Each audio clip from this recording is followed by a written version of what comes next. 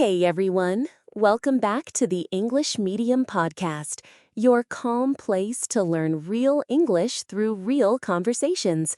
We're not here to rush, stress, or test you. We're just here to speak slowly, naturally, and in a way that helps the language settle in. Exactly. So if you catch every word, great. If you miss a few, that is also fine. The point is to listen, relax, and let your brain notice the rhythm, the pauses, and the little expressions people actually use in everyday life. And today, we're talking about something simple on the surface, but honestly, huge underneath. It shapes how people see themselves, how they react to others, and how they make choices every single day. We're talking about lies. Not the dramatic movie kind, not the obvious kind.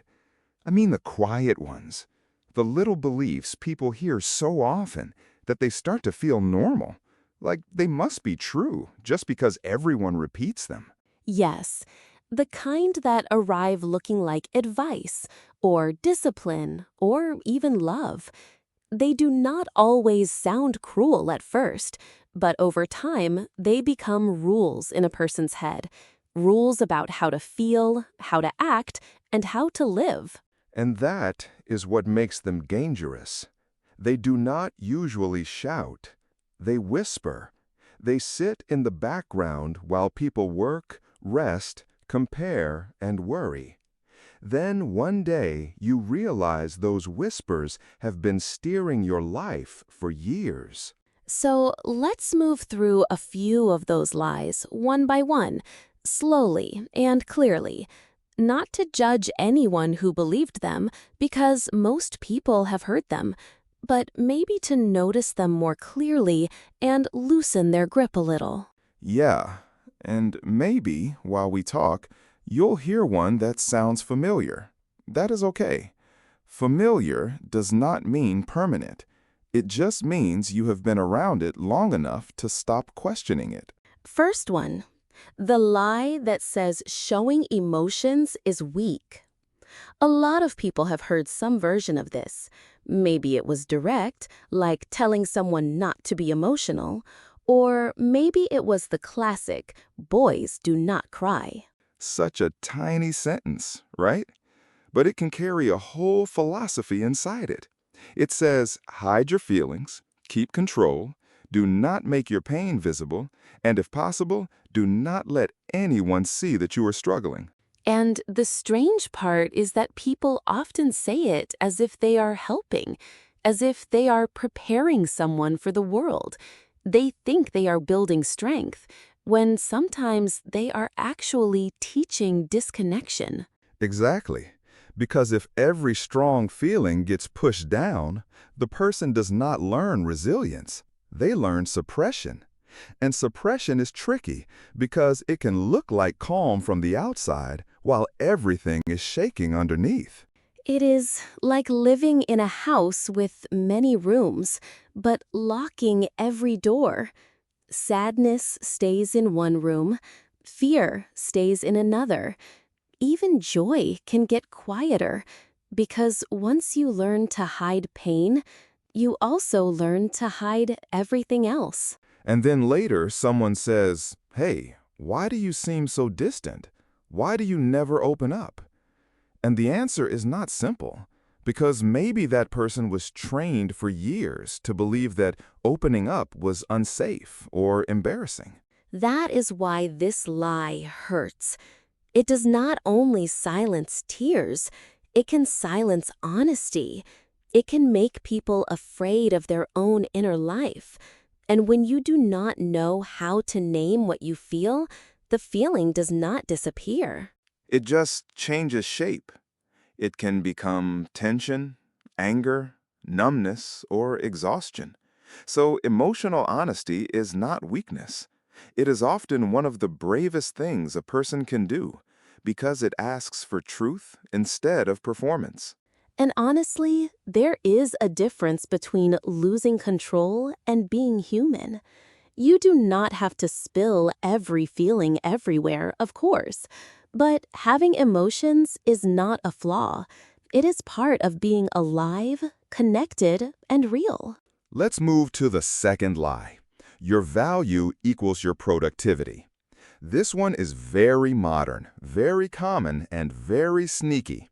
It shows up when people feel guilty resting, or when they feel like a normal slow day somehow means failure. Yes, you sit down after a long day and your brain starts talking.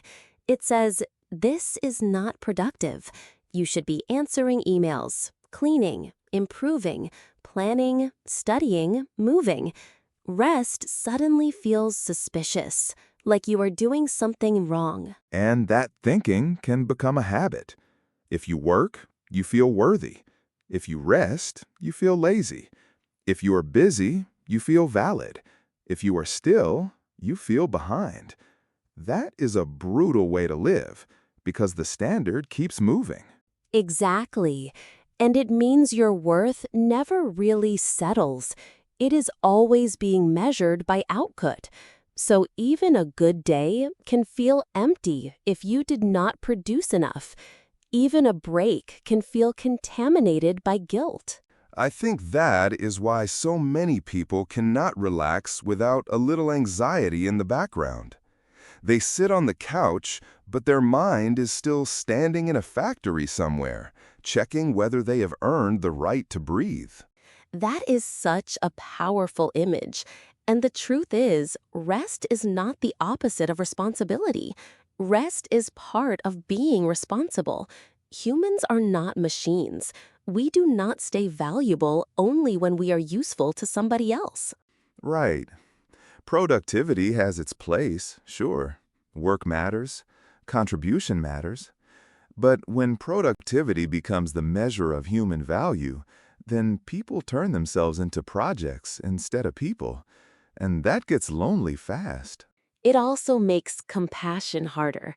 Because if you believe you must always earn your worth, then you start expecting other people to do the same. You become harsher, less patient, and less able to see invisible effort. And invisible effort matters a lot. Caring for someone, recovering, grieving, learning slowly, or simply getting through the day can take enormous energy. None of that always looks productive, but it is still real work. So if this lie sounds familiar, maybe the question is not, am I productive enough? Maybe the better question is, am I treating myself like a human being or like a machine that is never allowed to stop? That question can change a lot. All right, the third lie.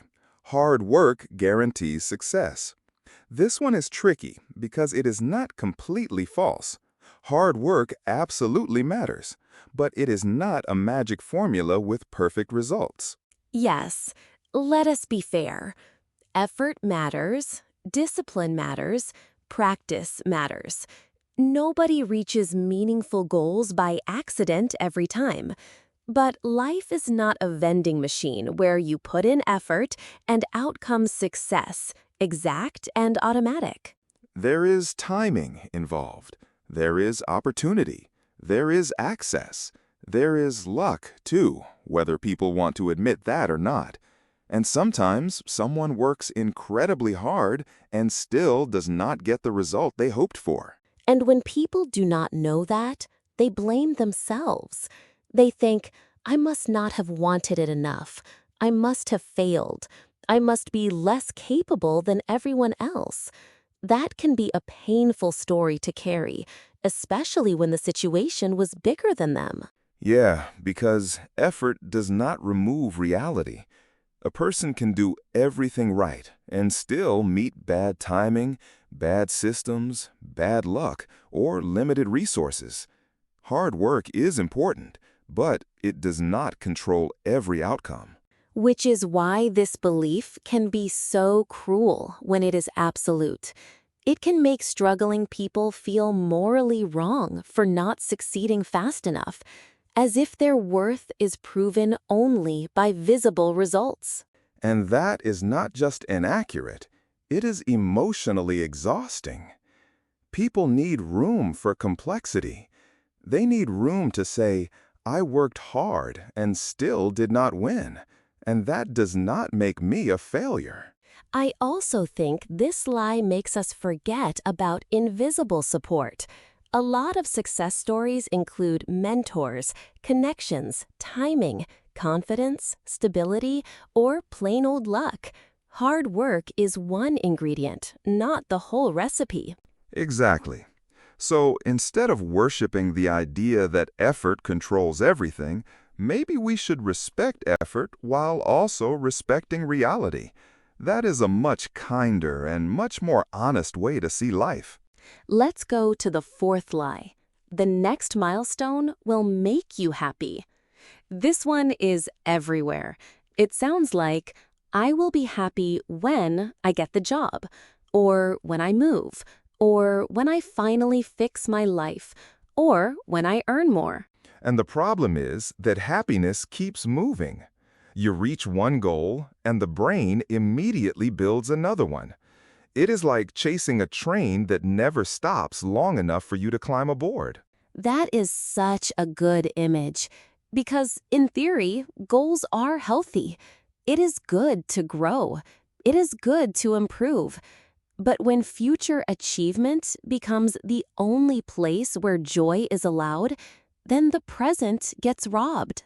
Yeah, you end up living in permanent preview mode, always preparing for the real life that supposedly starts after the next thing, after the promotion, after the move, after the relationship, after the money, after the perfect version appears. And meanwhile, actual life is sitting beside you, quietly. The meals, the conversations, the small walks, the little laughs, the ordinary days. Those are real too, not just the highlights people post online. I think that is the hidden sadness here. If happiness is always elsewhere, then you never fully arrive anywhere. You keep waiting for a future version of yourself to finally be allowed to enjoy being alive. And that future version keeps changing. So the person keeps postponing their own life. They tell themselves, later. Later I will rest. Later I will enjoy things. Later I will be present. Later I will start living. But later is slippery. It keeps moving, which is why this lie can steal years without looking dramatic at all. It just quietly trains people to ignore the good that is already in front of them. So maybe growth and joy should not be enemies. You can want more and still appreciate now. You can work towards something and still let today count. That balance is hard, but it is much healthier than permanent postponement. Agreed. Now the fifth lie. The safe path is always best. This one sounds reasonable on the surface. Safe means smart, right? Responsible, sensible, predictable. And sometimes that is true, but not always. Because sometimes safe does not mean wise. Sometimes safe just means approved. Approved by family, approved by culture, approved by expectations. It can be less about what is right for you and more about what makes other people comfortable. And if you follow that path perfectly, you can still feel lost. That is the part people do not always say out loud. You can tick every box and still wake up thinking, why does this life feel so heavy or so empty? Yes, because security is not the same as meaning. A path can be stable and still not fit. A decision can be practical and still leave your heart untouched. Safety is not the highest value in every situation. Exactly. Sometimes the safe path protects you from risk, but it also keeps you away from growth, creativity, or honesty. And a life with zero risk is not automatically a good life. It might just be a very carefully controlled one. That does not mean everyone should make huge, dangerous leaps, of course. It means we should ask better questions. Safe for who? Safe from what? And at what cost? Those questions matter a lot. Right, because some people call fear wisdom. They say, do not try that, do not leave, do not change, do not reach. But sometimes the real danger is staying in a life that no longer belongs to you. And that can be hard to admit, especially if everyone around you praises the safe choice. It takes courage to notice when a path is respected but not right, secure but not alive. So yes, safety has value, but it should not become a prison just because it is familiar. A meaningful life usually requires some level of uncertainty, even if that makes people uncomfortable for a while. The sixth lie is one many people feel through social media. You are behind in life. Oh, this one is powerful.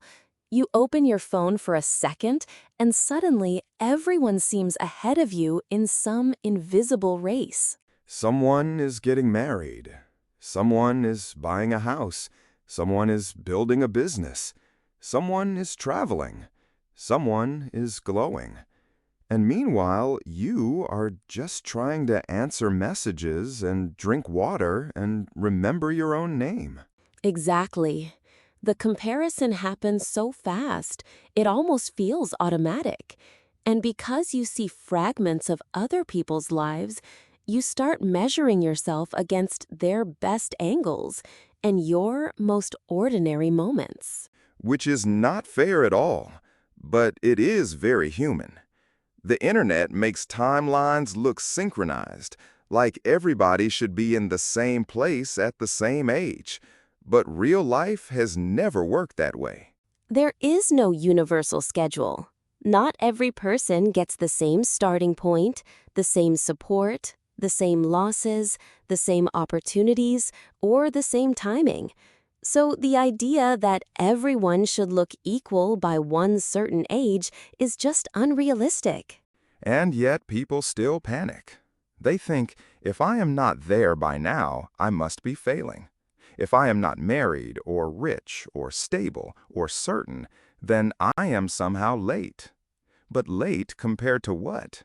Compared to whom? That is the question. Compared to a fantasy calendar?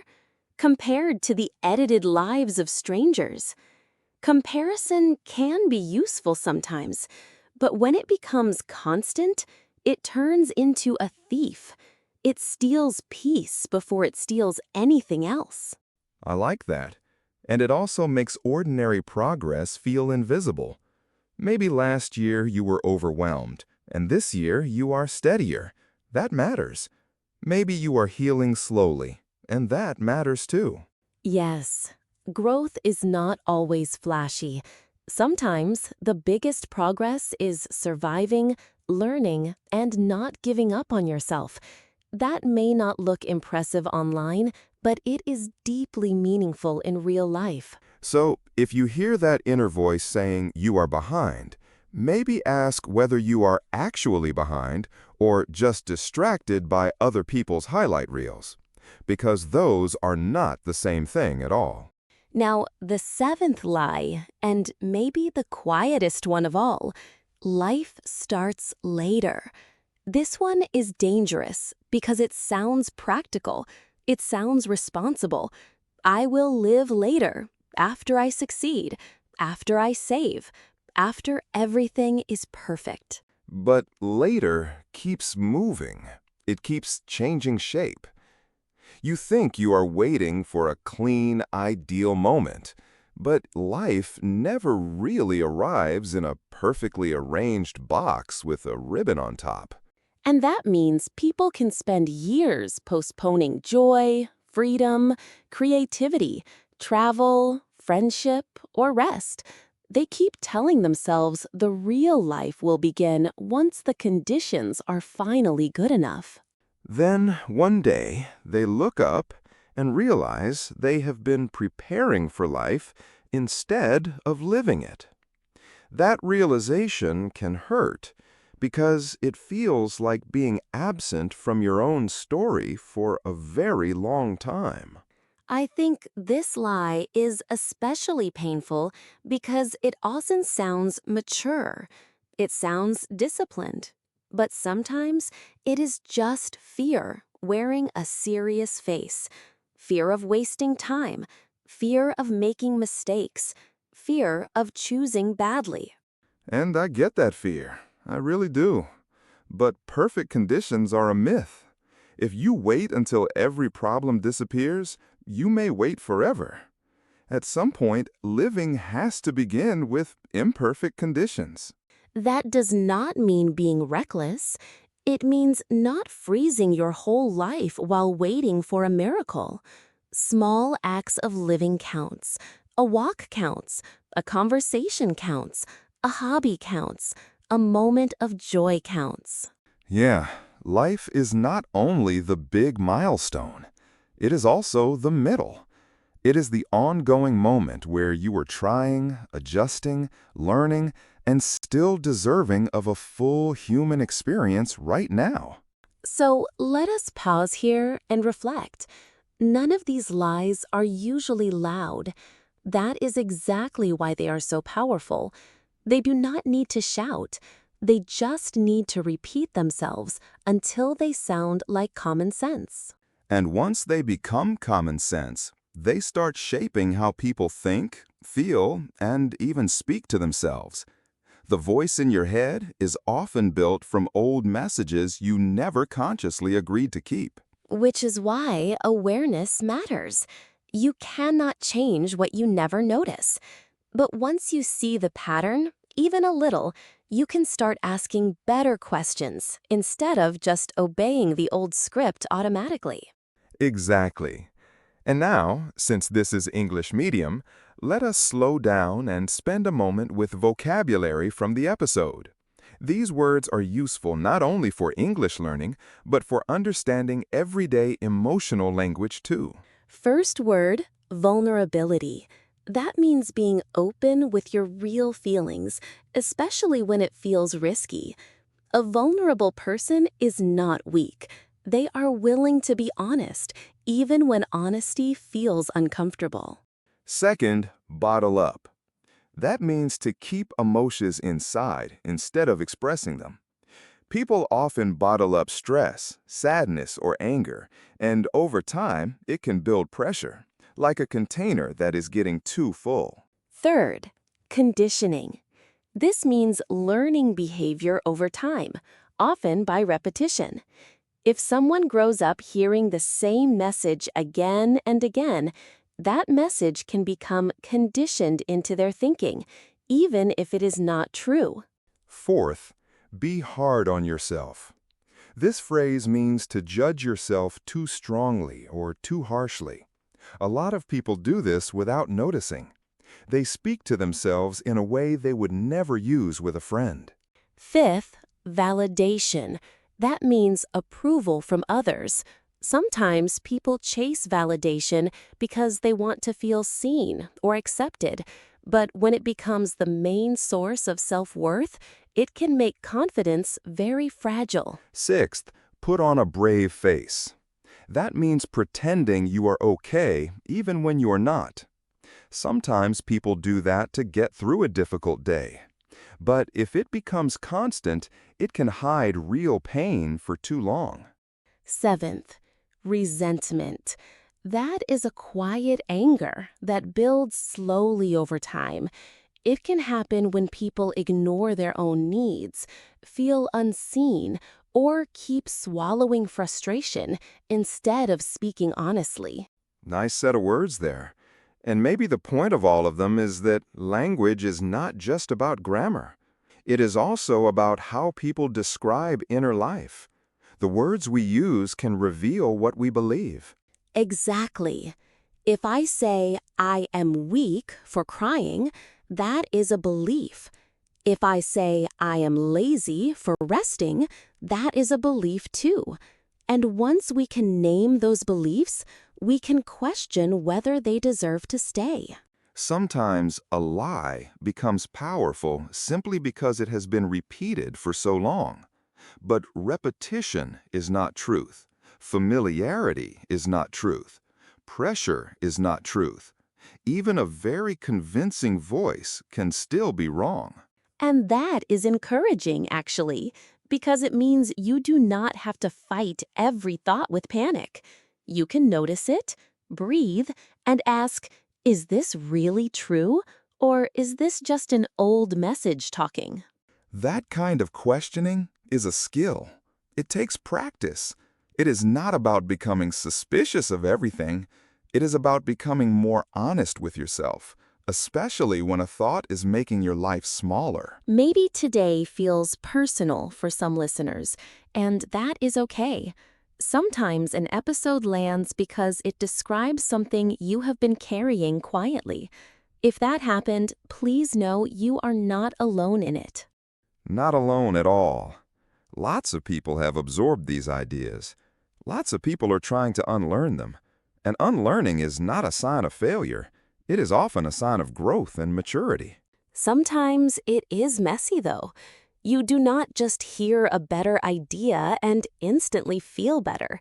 The old belief can still echo for a while. That does not mean the new understanding is fake. It means change is happening slowly. Right.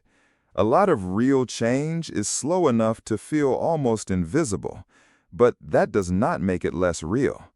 A small shift in how you speak to yourself can matter more than a big promise you never keep. So maybe the goal is not to become perfect overnight. Maybe the goal is to notice one lie at a time, challenge it gently, and choose a more truthful thought when you can. That is how people start to loosen old patterns. And if today's episode gives you one thing, let it be this. You do not have to accept every message you were handed. You can pause, you can examine, you can decide what deserves your belief and what does not. Take care of your English and take care of yourself. Both matter, both deserve patience, and both get better with steady, thoughtful practice, not with pressure or shame. Thank you for listening with us today. We hope this slow conversation gave you something useful to think about, and maybe something gentle to hold on to while you go about your day. I'm Lily, and this was a calm walk through some loud ideas. If one of them touched you, that means the conversation is already doing its work, quietly and honestly. And I'm Wilson. Remember, you do not need to understand every moment of life at once. Just keep noticing, keep learning, and keep going at your own pace. And this is English Medium. See you next time. See you next time.